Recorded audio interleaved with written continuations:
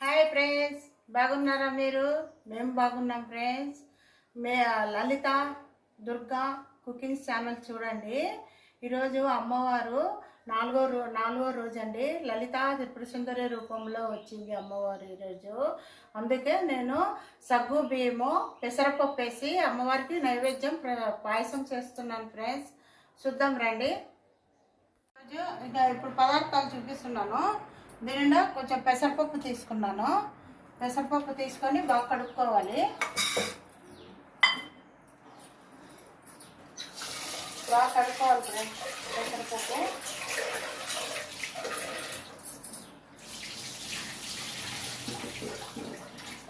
బాగా కడుక్కొని 2 సార్లు కడుక్కున్నాను.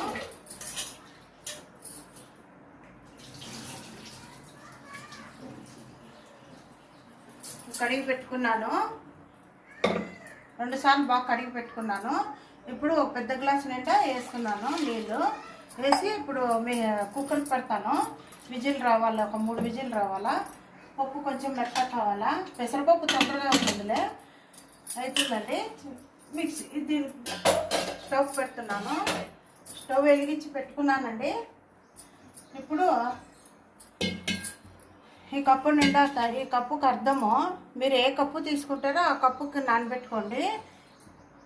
సగ్గు బియ్యము పెట్టుకున్నాను. ఒక అర్ధగంట అయింది నానబెట్టుకున్నాను. ఇలా అయింది చూడండి. ఇప్పుడు దీంట్లోకి వేసేసి నీళ్ళు వేస్తాను. 1 గ్లాసు నీళ్ళు వేసి ఉడికిస్తానండి.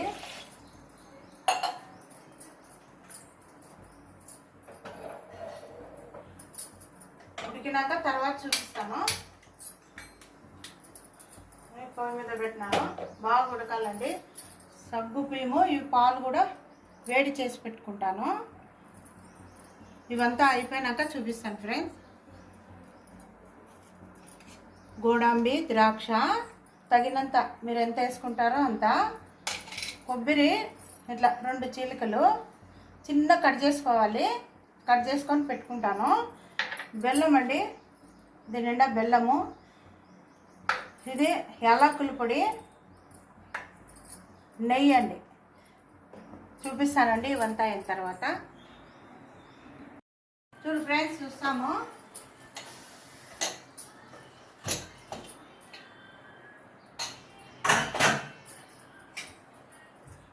చూడండి బాగా ఉడికినది. ఇట్లా కొంచెం పలుకు ఉంటే బాగా కనపడుతుంది పాయసము. మరీ మెత్తగా కాకూడదు. ఇలా చూడండి.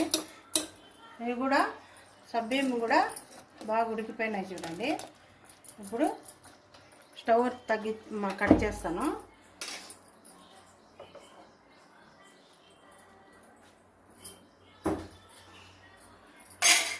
చాలా బాగుంటుంది పాయసము. ఇప్పుడు అమ్మవారికి నైవేద్యం ఇదేనండి. సబ్బియ్యం బాగా ఉడుకుతాండాయి. దీంట్లోకి వేసేస్తాను.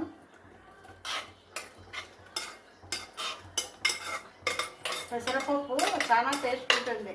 శనగబెళ్ళ కంటే పెసరపప్పే చాలా టేస్ట్ ఉంటుందండి.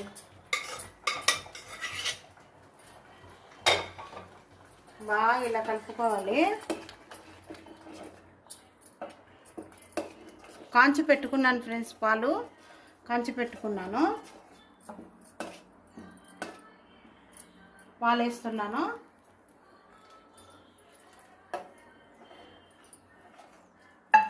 కొంచెం నీళ్ళు వేసుకుంటున్నాను.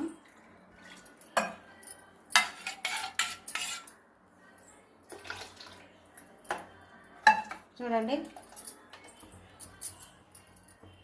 బాగా ఉడకాలి.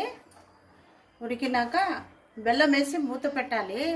ఎందుకంటే మనం వెంటనే బెల్లం వేసినామనుకో పగిలిపోతుంది. అందుకు బెల్లం వేసినాక కొంచెము ఇట్లా 1 నిమిషము మూత పెట్టేస్తే ఆ బెల్లం బాగా ఇదే అవుతుంది. అప్పుడు మనము ఇది వేసుకోవాలి. కొంచెం ఉడకాలి. అప్పుడు నేను నెయ్యితో తిరువాత వేసి చూపిస్తాను. చూస్తాం చూడండి. ఇప్పుడు బెల్లం వేస్తానండి. ఉడుకుతుంది. బెల్లం వేసేస్తాను. ఇది కప్పు నిండా అండి. మీరు స్వీట్ ఎక్కువ కావాలన్నా స్వీట్ ఎక్కువ వేసుకోండి. నేను దీన్ని కరెక్ట్ ఆల్తికి వేసుకున్నాను. కొంచెం ఇంకా స్వీట్ తినే వాళ్ళు ఉంటారు. ఇది కలపకుండా ఇట్లా ఉన్న అట్లా కలిపేసి మూత మూసేసేయాలి. మూసేసి ఇప్పుడు తిరుగుబాటు వేసుకున్నాము.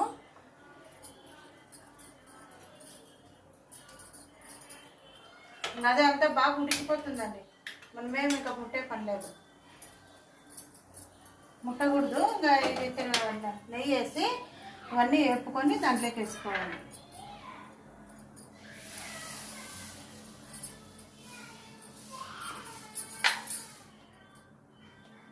కొబ్బరి ఇవన్నీ వేసి వేపితే బాగుంటుందండి. ఒక స్పూను కొంచెం వేస్తున్నాను, అంత 1.5 వేస్తున్నాను నెయ్యి. ఇదంతా బాగా వేగాలి కదా, కొంచెము నెయ్యి ఉండాలి.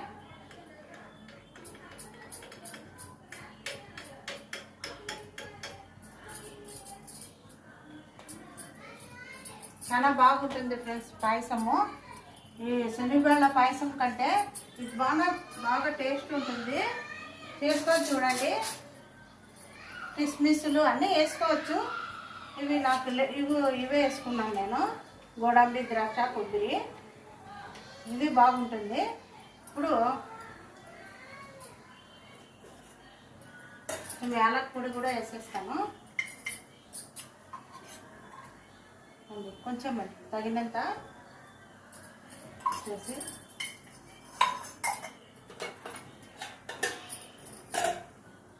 మూసేసాను. ఇప్పుడు కొబ్బరి వేసుకుంటున్నాను.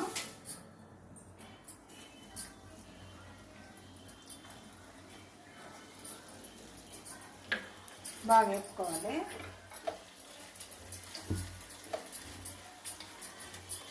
బాగా టేస్ట్ ఉంటుంది నెయ్యి వేయడం వల్ల.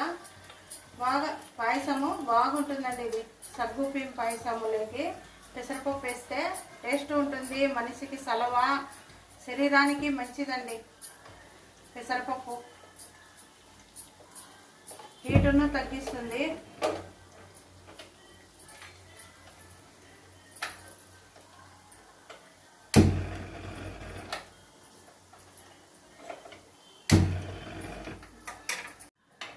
దీంట్లోకి గోడంబి, ద్రాక్ష వేసుకుంటున్నానండి. ఇంట్లో వెళ్ళిపోతాయి. బాగా ఇలా రోస్ట్ కావాలి. గోడంబి, ద్రాక్ష, కొబ్బరి అన్నీ రోస్ట్ కావాలి బాగా.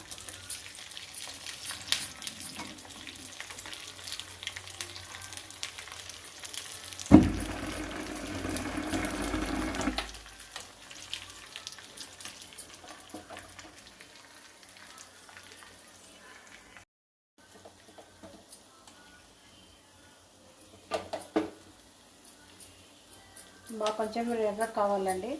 కొబ్బరి అంత ఎర్రగైతేనే బాగుంటుంది.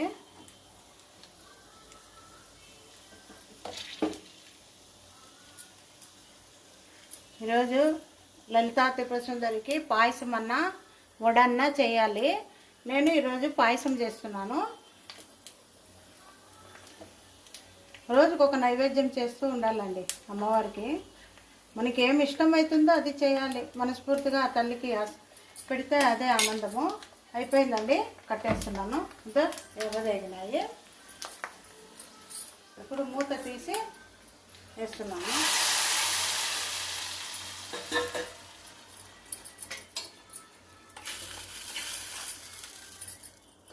చూడండి ఎంత బాగా వచ్చిందో.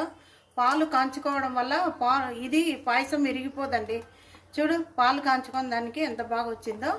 సూపర్ అయి తయారైంది చూడండి పాయసము. చూడండి ఎంత బాగుందో.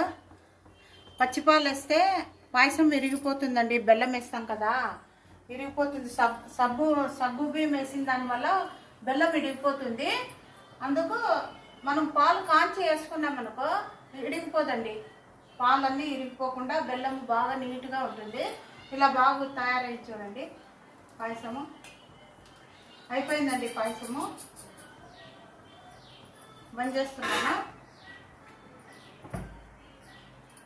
చూసారు కదా ఫ్రెండ్స్, సగ్గు బియ్యము, పెసరపప్పు వేసి పాయసము సూపర్ ఉంటుందండి. చేసుకొని చూడండి, బాగుంటుంది. చూసి కామెంట్ సెక్షన్లో తెలియజేయండి, షేర్ చేయండి, లైక్ చేయండి. ఫాలో కండి ఫ్రెండ్స్. Bye friends.